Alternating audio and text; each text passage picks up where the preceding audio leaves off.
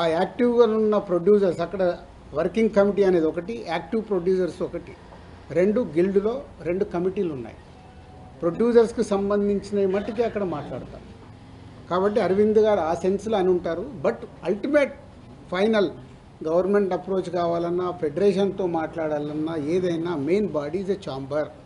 Sir but ఇప్పుడు ఈ issue మీద గిల్డ్లో కూడా ఏకాభిప్రాయం లేదు కదా సార్? ఎక్కడ ఉండదు. కాదు ఇక్కడే కాదండి, సినిమా ఇండస్ట్రీలో ఏకాభిప్రాయం ఉండదు. గిల్డ్ ఏంటి? ప్రొడ్యూసర్ల మధ్యలో ఉందా, డిస్ట్రిబ్యూటర్ల మధ్యలో ఉందా, ఎగ్జిబ్యూటర్స్ మధ్యలో ఉందా? అంటే మీతో చాలా లాంగ్ ట్రావెల్ ఉన్న ప్రొడ్యూసర్స్ కూడా ఇప్పుడు ఈ విషయంలో డిఫర్ అయ్యారు కదా? అదే అవుతారు అంటున్నా. ఇప్పుడు నేను ఖచ్చితంగా నాకు పర్సంటేజే కావాలి, వాళ్ళకి హెల్ప్ చేద్దామని నేను అంటే, వాళ్ళు ఏ అపోహలో ఉన్నారు? అదే అపోహలో ఉన్న రాజుగారు ఎటుంటారు? గోడ మీద పిల్లిలాగా ఎందుకు చూడడం? డైరెక్ట్ నాతో వచ్చి మాట్లాడవచ్చు కదా.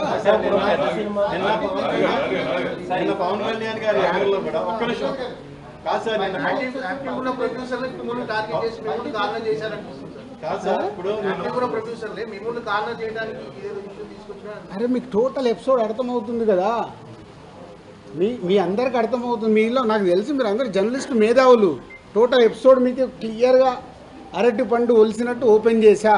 ఇది పేపర్ మీద రాసుకోండి. జూన్ 19 ఈస్ట్ గోదావరిలో స్టార్ట్ అయిన ఎపిసోడ్లో దిల్ రాజు ఉన్నాడా? మీరు చెప్పండి.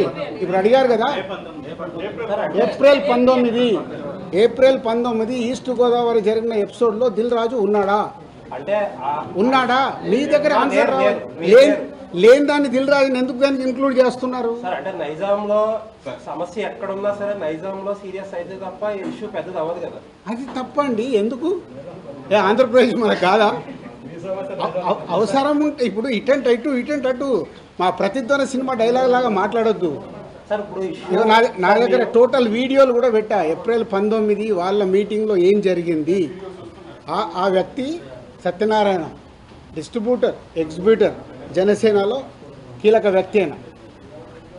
సార్ ఇప్పుడు మీకు కనుక 4-5 పాన్ ఇండియా సినిమాలు కనుక రాజుగారికి ఉంటే ఇప్పుడు ఈ పర్సంటేజ్ సిస్టమ్ అనేది రాజుగారికి నచ్చదు. 2022లో కూడా ఒకసారి అనుకుని ఏమండి మీరు ఒకటి ఇవాళ మీకు క్లారిటీ చెప్పాను, మీరు మిస్ అయినట్టున్నారు. ఈరోజు తెలుగు సినిమా ఇండస్ట్రీలో 90% సినిమాలు పర్సంటేజ్లో ఆడుతున్నామా లేదా? ఆడుతున్నాం. ఇప్పుడు ఆ పెద్ద సినిమాల గురించే కదా సార్ ప్రాబ్లం? పెద్ద సినిమాలు కూడా ప్రాబ్లం లేదు. పెద్ద సినిమాలు కూడా ఎగ్జిబ్యూటర్ రెడీగా ఉన్నారు. సార్ మాకు రెంట్ కావాలా, మీరు రెంట్లు వేసుకోండి పెద్ద సినిమా, మళ్ళీ దాంట్లో పర్సంటేజ్కి షిఫ్ట్ చేయకండి. పర్సంటేజ్కి షిఫ్ట్ చేయడం వల్ల రెండో వారం మాకు రెంట్ రావట్లేదు.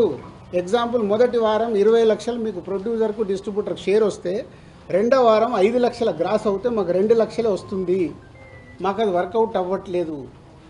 మరి ఇంకా బంద్ ఎందుకు చేద్దాం అనుకుంటున్నారు సార్? వర్కౌట్ అవ్వట్లేదు. ఆల్రెడీ పర్సంటేజ్ 90% సినిమాలకు ఉంది, పెద్ద సినిమాలకు మిగతా 10% మాకు వర్కౌట్ అవుతున్నప్పుడు ఇంక బంద్ ఎందుకు? సో రెంట్ ఆర్ పర్సంటేజ్, మీరు పాయింట్ మర్చిపోకండి.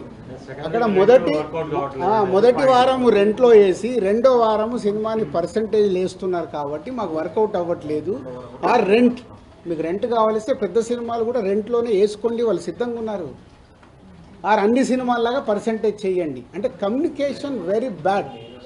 ఇది పర్సంటేజ్ విధానంకు వెళ్ళాలి అనేది ఒక పాయింట్. ఒక నిమిషం. రెండో పాయింట్, వాళ్ళ పాయింట్ ఆఫ్ వ్యూ మాట్లాడతాం.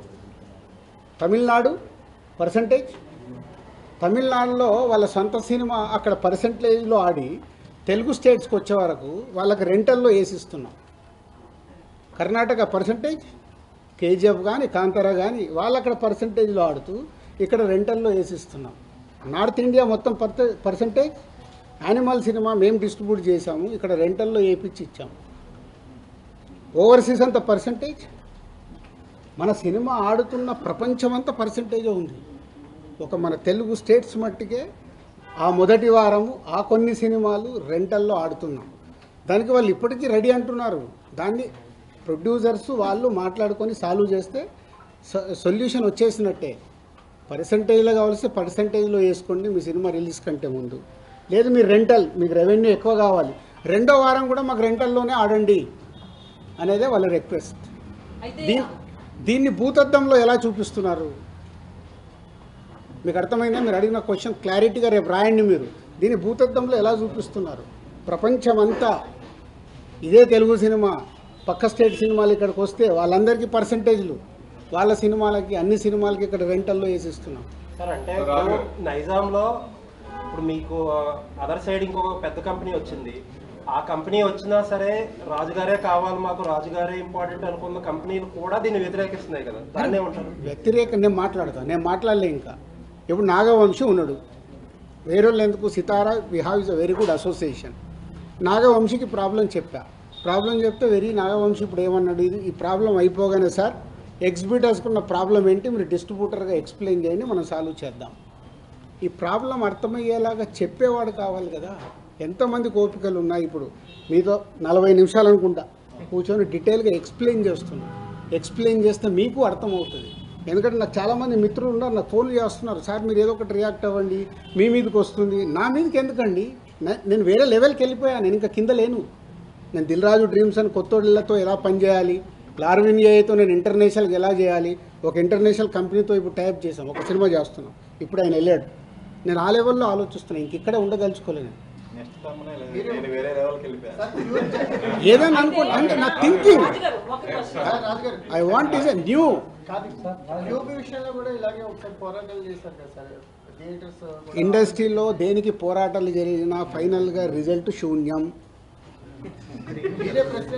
56 రోజులు షూటింగ్ చేశాం, శూన్యం. క్యూబ్ దాని గురించి చేశాము, శూన్యం. ఇదే థియేటర్ వాళ్ళకి చెప్పా, మీకు రిజల్ట్ ఏం రాదు, ఎందుకు రానైనా వచ్చేది మూసుకుంటామని చెప్పకండి. 3 కలిస్తే సొల్యూషన్ వస్తుంది. మీరు 3 రంగాల్లోనే ఉన్నారు కదా, ఎగ్జిబిటర్, డిస్ట్రిబ్యూటర్, ప్రొడ్యూసర్ కలిస్తే సొల్యూషన్ వస్తుంది. ఇప్పుడు కలుస్తారు ఎందుకు, ఇప్పుడు గవర్నమెంట్స్ కూడా ఇన్వాల్వ్ అయ్యి గవర్నమెంట్స్ కూడా చెప్తాయి కాబట్టి కలుస్తారు, సొల్యూషన్ వస్తుంది. నేను లేను, ఆయన సోలో. ఆయన అడగండి. ఇప్పుడు ఒక నిమిషం, ఒక జోక్ చెప్తా. మనకు పాత రోజుల్లో రావుగోపాలరావు గారు, సత్యనారాయణ గారు, ప్రభాకర్ రెడ్డి గారు విలన్స్ ఉండేవాళ్ళు.